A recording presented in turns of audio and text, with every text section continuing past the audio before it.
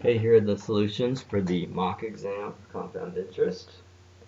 Emma places 8,000 euros in a bank account that pays a nominal interest rate of 5% per annum, compounded quarterly. Compounded quarterly, that means K equals 4.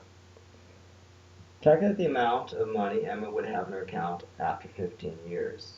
N equals 15. Give your answer correct to the nearest euro.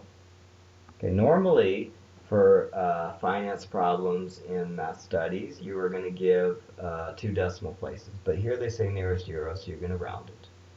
So Emma places 8,000 in a bank account that pays, so PV is 8,000, that pays nominal interest rate of 5%. So if we were going to write that as an equation, which we should in order to get partial credit, we should put FV equals PV times 1 plus R over 100K to the KN. Now we're going to substitute what we know. So we have 8,000 PV, 1 plus, the interest rate is 5%, 100K is 4, and then 4 times 15. Okay. And then we're going to put that in the calculator.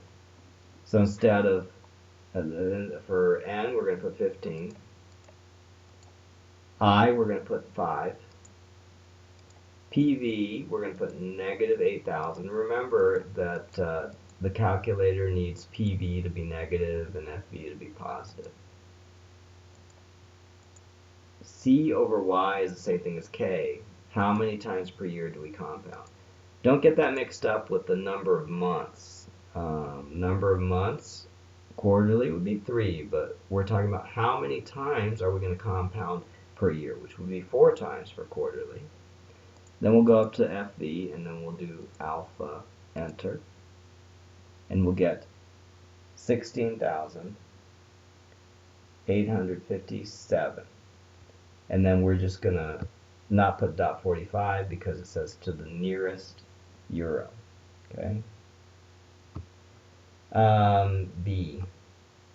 Emma decides that she cannot wait 15 years. She wants to spend the money sooner, so she decides to withdraw the money earlier.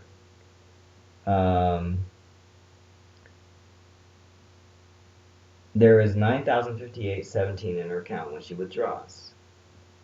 Okay, so FV is equal to 9,058.17. Everything else is the same except for N, right? Instead of N equals 15, we don't know what N is. Everything else is pretty much the same. So we'll put 9,058.17 for FV. PV is 8,000 still. 1 plus 5 over 100 times 4 times 4n. And we don't know what n is. This time we're solving for n. Normally that looks like it would be pretty hard to do, but with the finance app, it's pretty easy. We're just going to put, in the future value, we're going to put 9,058.17. And then we're going to go to the n value, and we're going to put alpha, enter. And it gives us 2.5 years. And then it asks us, find the number of months that it was in the account, not number of years. So to change number of months, 2.5 years, to months, we are going to multiply by 12 months per year. So the years cancel out, and then we're going to multiply 2.5 times 10. 2.5 times 12. And that gives us 30. 30 months. Okay? So 30 months. And the first answer was 16,857 euros. Now we go to the next page. John invests X US dollars in a bank. The bank's stated rate of interest is 6% per annum, compounded monthly. So that means I is equal to 6%. K is equal to compounded monthly would be 12 times a year. Write down in terms of X an expression for the value of John's investment after 1 year. So that basically is saying, says write down the formula R over K 100 Kn. So we're going to substitute here, and X is the amount that he first invested. So present value is actually X. And then R is 6, K is 12.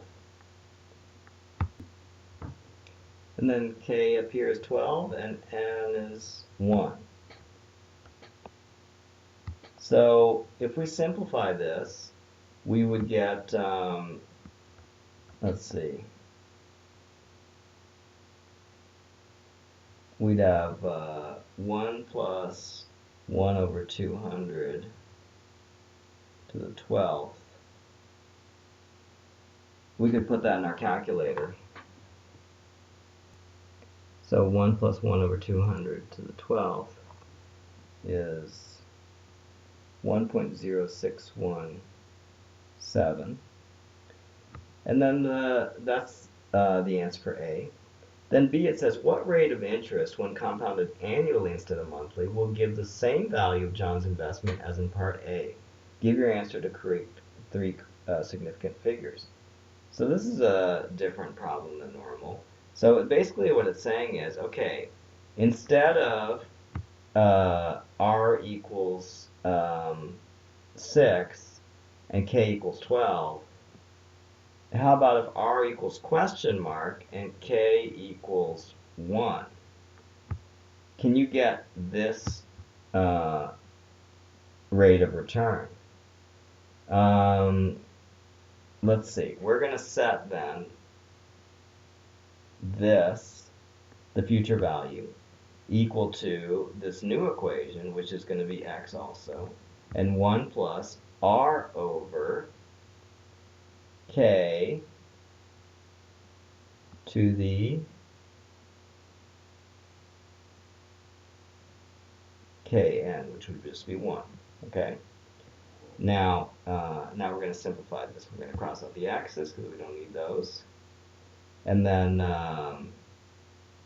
we're going to subtract 1 from both sides. It's going to be 0.0617 equals R over 100. And then we're going to multiply 100 times both sides. And we'll get 6.17%. Okay? So it's just equal to the decimal that's to the right of that. Okay? So that is the interest that you would need.